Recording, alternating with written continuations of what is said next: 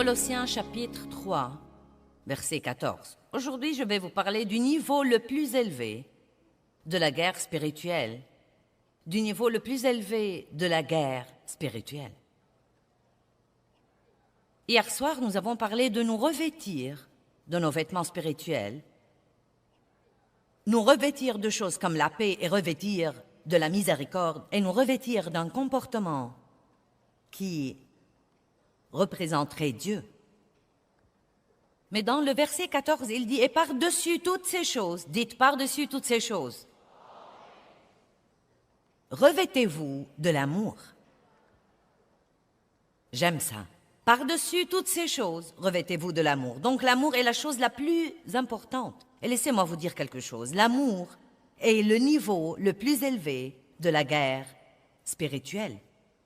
Nous recevons l'amour de Dieu pour nous. Nous apprenons à avoir une bonne relation avec nous-mêmes. Vous ne pouvez pas aimer les autres si vous ne vous aimez pas. Amen? Qui a découvert ça? Si vous n'avez pas une bonne relation avec vous-même, vous n'aurez pas une bonne relation avec les autres. Une grande partie de la colère des gens vient de ce qu'ils pensent d'eux-mêmes au tréfonds de leurs âmes. Ce sont donc des problèmes qui doivent être réglés avant de pouvoir aimer les autres personnes. Quand j'ai d'abord commencé à beaucoup écouter la parole, j'écoutais beaucoup au sujet d'aimer les autres et je voulais faire ça. Et j'ai fait de gros efforts et je n'ai pas pu. Et finalement, j'ai appris que c'était parce que je ne m'aimais pas. Je n'avais pas encore reçu l'amour de Dieu pour moi. J'étais toujours blessée dans mon âme. Donc, j'avais du mal à traiter les autres comme il faut. Mais quand nous apprenons vraiment ce qu'est l'amour, à recevoir l'amour de Dieu, à avoir une relation équilibrée et bonne et cordiale avec nous-mêmes, il n'y a pas de mal à s'aimer soi-même. Vous ne devez pas vous aimer d'une façon égoïste, égocentrique, où vous vous adorez tout le temps, mais vous devez vraiment vous aimer. Pourquoi ne pas aimer ce que Dieu aime? Si Dieu vous aime, vous devez vous aimer. Et ensuite, la chose la plus importante que nous pouvons faire pour le monde, le moyen le plus important de diffuser l'Évangile, d'être des missionnaires dans notre domaine de la vie, c'est d'aller dans le monde et d'apprendre à vraiment, vraiment, vraiment aimer les gens. L'amour vous rend si heureux que vous ne savez pas quoi faire de vous-même.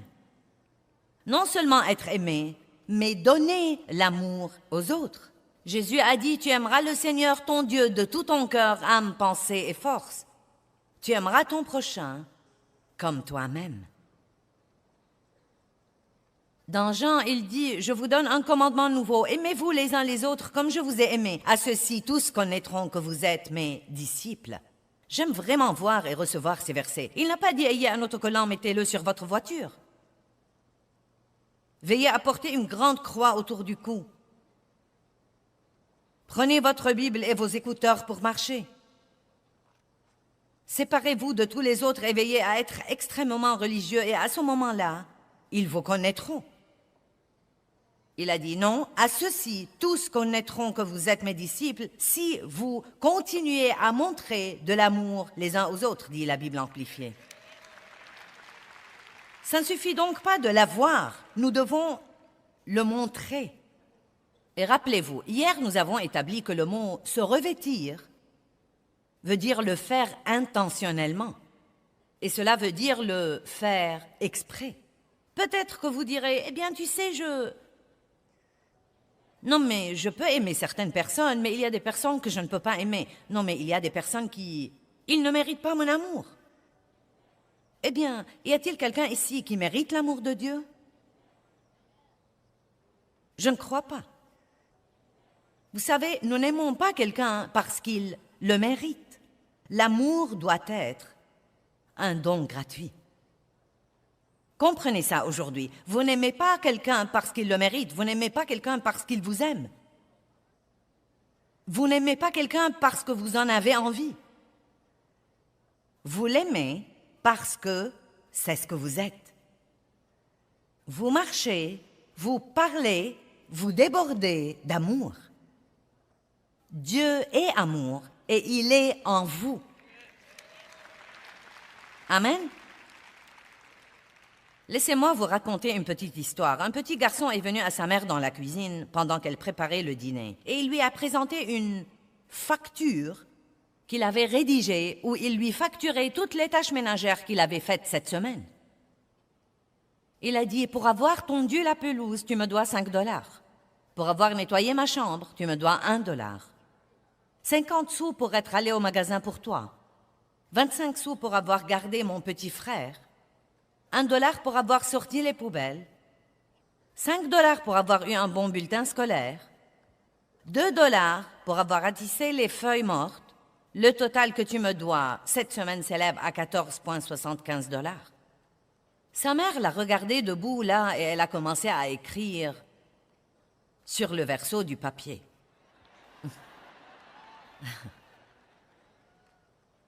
Et elle lui lisait comme elle écrivait. Pour les 9 mois où je t'ai porté quand tu grandissais au-dedans de moi, c'est gratuit.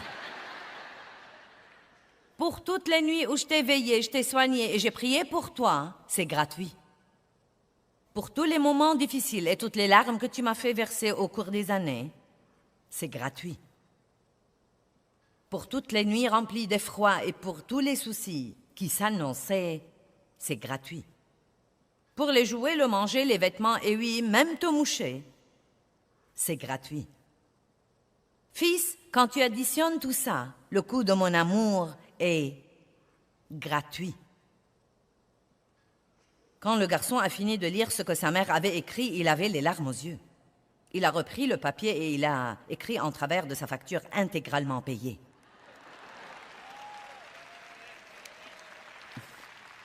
Amen. Nous devons nous rendre compte que nous ne pouvons pas, je veux que vous compreniez ceci, nous ne pouvons pas faire payer notre amour aux autres. Nous ne pouvons pas trouver de petits moyens pour leur faire payer notre amour. Eh bien, si tu es gentil avec moi, je t'aimerai. Si tu es bon envers moi, je serai bon envers toi. Si tu fais des choses pour moi, je ferai des choses pour toi. Ce n'est pas l'amour de Dieu. Ce peut être un genre d'amour temporel, mais ce n'est pas le genre d'amour auquel Dieu nous appelle. Le genre d'amour auquel Dieu nous appelle est quelque chose que nous pouvons absolument faire exprès, quel que soit ce que vous pensez de quelqu'un, et je peux vous garantir que si vous prenez des mesures pour vous revêtir de l'amour et commencer à marcher dans l'amour, vos sentiments vous rattraperont.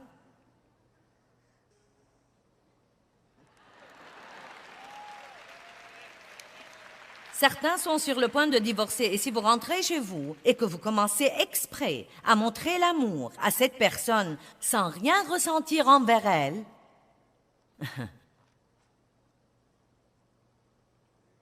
vous pourriez finir par voir un changement dans votre vie. Voici en fait une histoire vécue.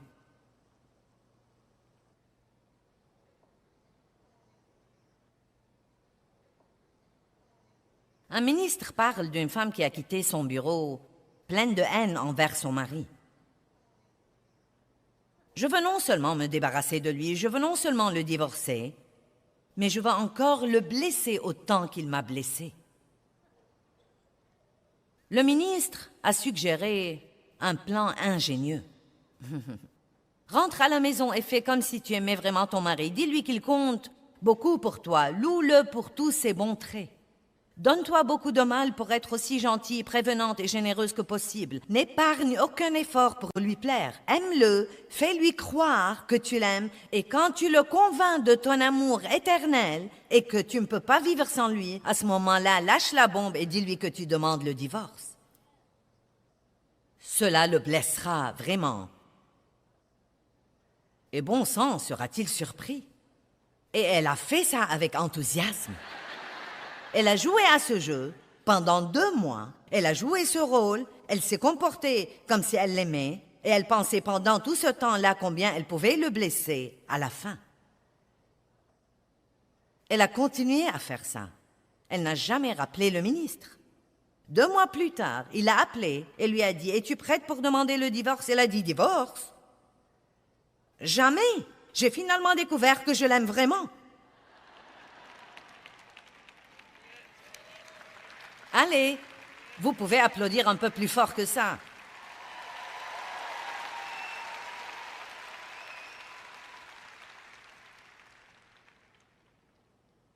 savez, j'espère pouvoir vous transmettre quelque chose.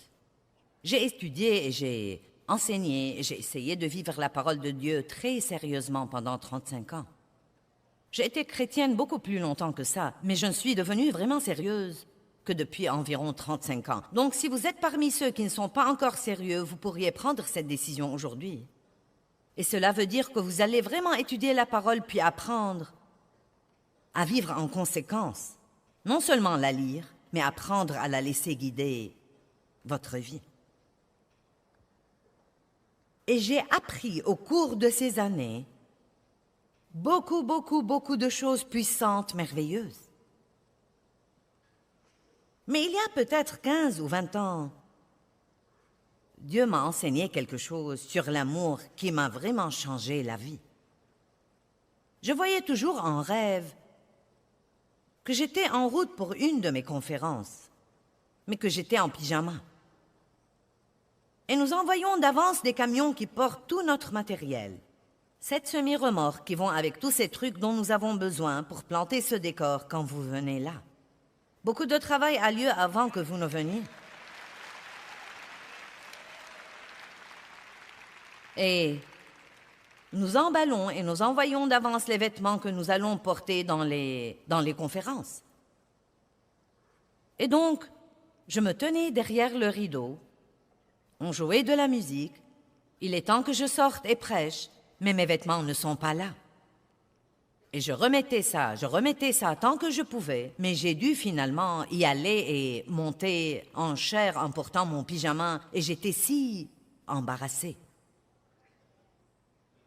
Et ce rêve revenait sans arrêt.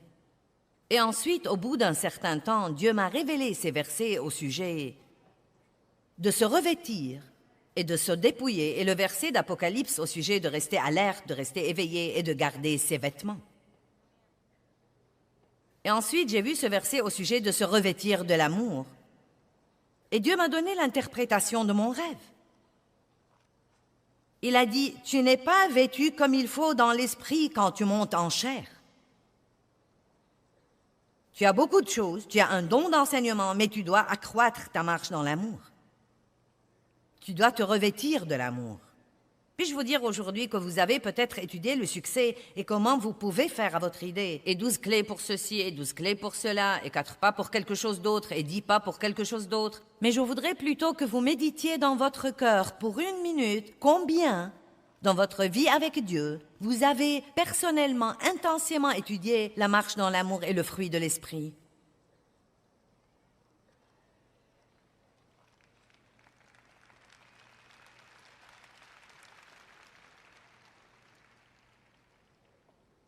Est-ce que vous savez même qu'est-ce que l'amour? Eh bien, 1 Corinthiens 13 dit que l'amour est patient. Nous pouvons voir l'amour. L'amour est patient. Il est bon, il est humble, il n'est pas jaloux, il n'est pas envieux, il n'est pas impoli, il n'est pas grossier, il n'est pas égoïste et égocentrique, il ne cherche pas son intérêt ou son bon plaisir. L'amour ne soupçonne point le mal, il ne renonce jamais, il n'abandonne jamais. Donc on peut voir l'amour et on peut le ressentir. Et nous devons l'étudier. Non seulement nous étreindre de temps à autre à l'église et dire « Je t'aime de l'amour du Seigneur », nous devons étudier l'amour. Nous devons savoir ce que c'est, parce que c'est la chose la plus importante pour Dieu, et il n'y a pas moyen de vaincre le diable si nous n'avons pas une bonne, saine, forte, vibrante et intense marche dans l'amour.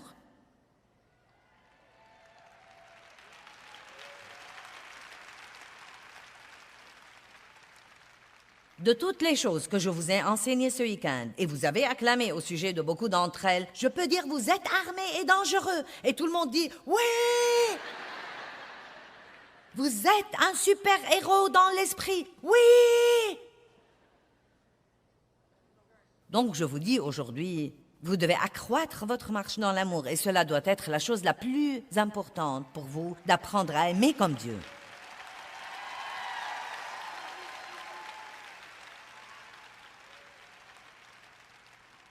Et j'ai appris, il y a une bonne quinzaine d'années, que je pouvais faire les choses exprès, que je ne devais pas en avoir envie. Que l'amour n'est pas un sentiment, mais la façon dont je traite les autres. Et la Bible nous apprend franchement et spécifiquement que le meilleur moment de bien traiter les gens est quand ils ne vous ont pas bien traité. Oh mon Dieu! Puis-je être honnête et vous dire que je crois qu'il y a très peu de gens qui font ça? Il y en a certains. Mais je crois honnêtement qu'il y a très peu de gens qui font vraiment ça. Je le sais parce que je vois les gens face à face tout le temps et je vois comment ils réagissent au message sur l'amour. Et la Bible dit de bénir vos ennemis. Priez pour ceux qui vous persécutent et abusent de vous et vous maltraitent.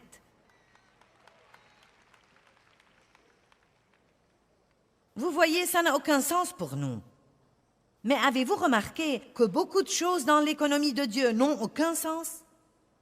Les premiers seront derniers et les derniers seront premiers. Si vous voulez plus, donnez un peu de ce que vous avez. Et ainsi de suite. Si vous voulez être grand dans le royaume, vous devez être le serviteur de tous. Le moyen d'être puissant dans le royaume de Dieu est pratiquement l'opposé du moyen d'être puissant dans le monde.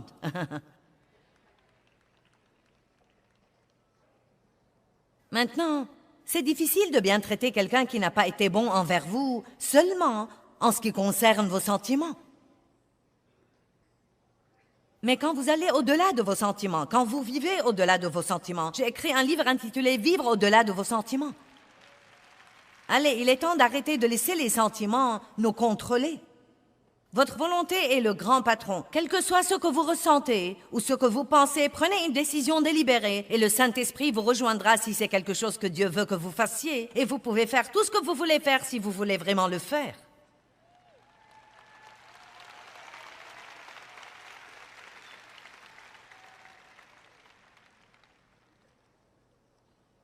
Apprenez à aimer les gens exprès. 2 petites histoires.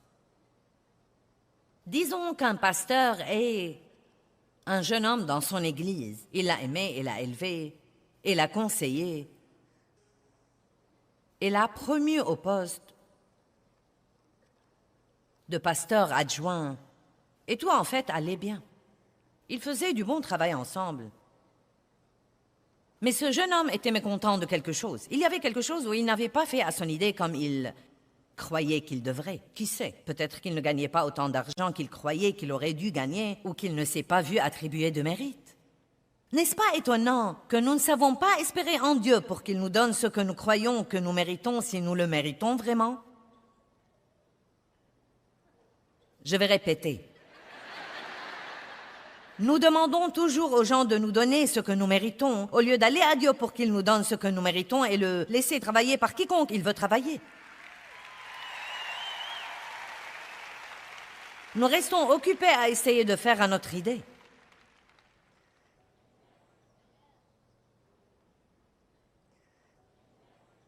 Et donc, disons que ce jeune homme était mécontent, et donc il a commencé à provoquer des dissensions dans l'église. Et écoutez, c'est une histoire inventée, mais elle arrive dans les églises tout le temps. Donc il a parlé aux membres de la congrégation avec qui il était ami, et je crois que je vais fonder une église, je crois, vous savez, qu'en pensez-vous? Est-ce que vous viendrez avec moi si je fonde une autre église? Et peu de temps après, environ, vous savez, peut-être 30% de la congrégation sont allés avec lui. Donc, il s'est éloigné de 2 ou 3 kilomètres et il a démarré une autre église. Et c'était dévastateur pour le pasteur. Dévastateur. Le jeune homme n'a jamais considéré que peut-être Dieu ne voulait pas encore qu'il ait ceci.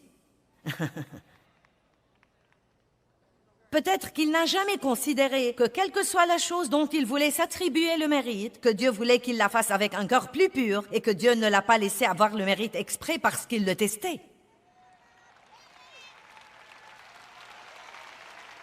Nous voulons toujours être applaudis et remarqués pour tout ce que nous faisons, mais Dieu très souvent cache aux autres ce que nous avons fait parce qu'ils nous testent pour voir si nous avons un cœur pur.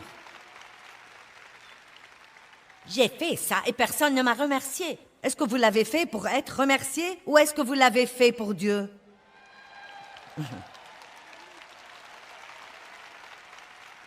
Et mince, alors je sais ce que c'est. J'ai été dans des situations comme ça où j'ai travaillé dur pour aider quelqu'un d'autre et il ne m'a même pas remercié ou il s'attribuait tout le mérite. Et c'était vraiment... Oh! C'était déchirant. Mais je rends grâce à Dieu de m'avoir donné la grâce de m'humilier. Vous savez, l'humilité, c'est ça. Cela veut dire rester en bas. Humiliez-vous donc sous la main puissante de Dieu, afin qu'il vous élève en son temps, au temps convenable, et qu'il vous exalte. Eh bien, donc le jeune homme avait tort. Il ne fait aucun doute que ce qu'il a fait est mauvais. Il est mauvais.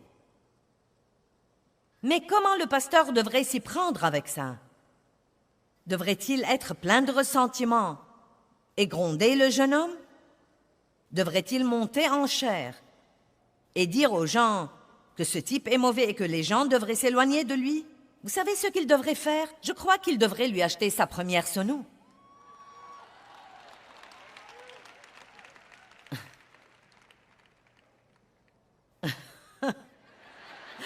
J'ai vu quelques-uns disant... Maintenant vous dites, eh bien, ça n'a aucun sens. Ça n'a aucun sens dans le royaume naturel, mais bon sens, ça se comprend dans le royaume de l'esprit.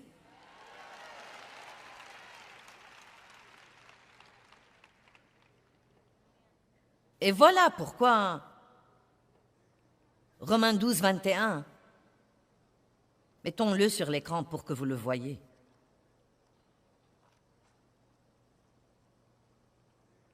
Écoutez ce qu'il dit, ne te laisse pas vaincre par le mal, mais surmonte et maîtrise le mal par le bien.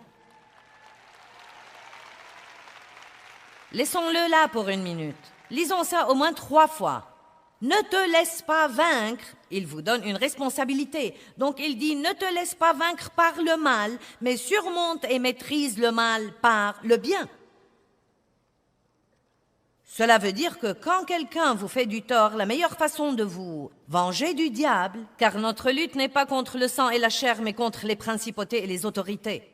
Vous devez regarder au-delà de la personne ce que l'ennemi essaye de faire. Et le meilleur moyen de vaincre l'ennemi, c'est une certaine forme d'amour. Jésus a complètement détruit l'ennemi sur la croix en répandant la plus grande démonstration d'amour que le monde ait connue ou connaîtra jamais.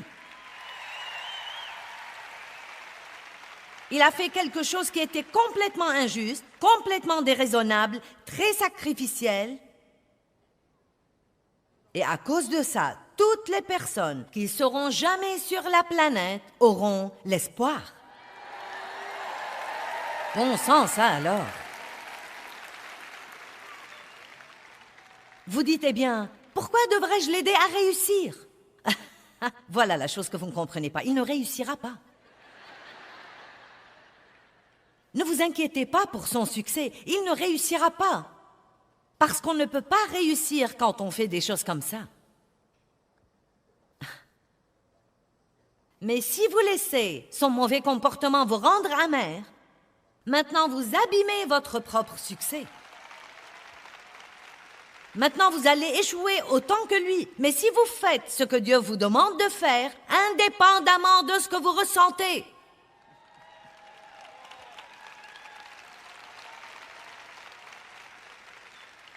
et si vous priez pour lui, bénir quelqu'un veut dire aussi dire du bien de lui. Quand quelqu'un vous maltraite, la pire chose au monde que vous puissiez faire, c'est de parler et de parler de ce qu'il vous a fait. Parler et parler, parler et parler, parler et parler. Il se peut que vous ayez besoin de vous décharger auprès de quelqu'un à qui vous faites confiance, mais vous ne devez pas essayer de nuire à la réputation de cette personne.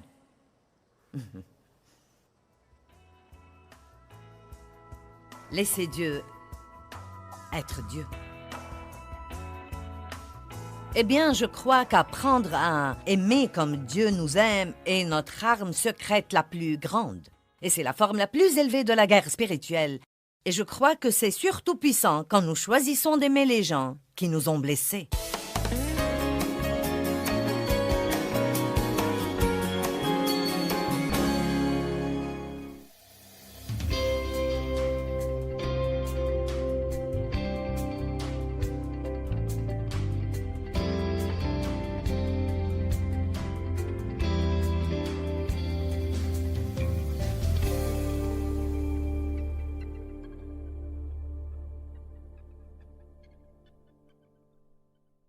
Thôi mong chờ, vậy sao bật khóc trong ngu ngơ.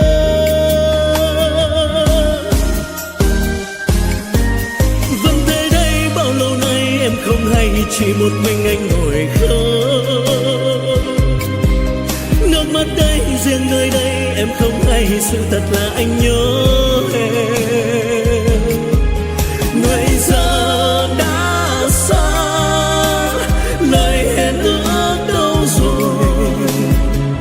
Nước mắt đây rơi biết bao lâu thì khô. Vẫn thế đây bao đêm say em không hay, từng giọt buồn sao mặn đắng. Nhưng lúc đây anh loay hoay trong cơn say, lại nhầm rằng em ở đây. Người giờ đổi thay, tình mình vẫn đong đầy. Thế mới biết anh vẫn yêu em, thì sao tìm quên chốn xưa ngày ta quen.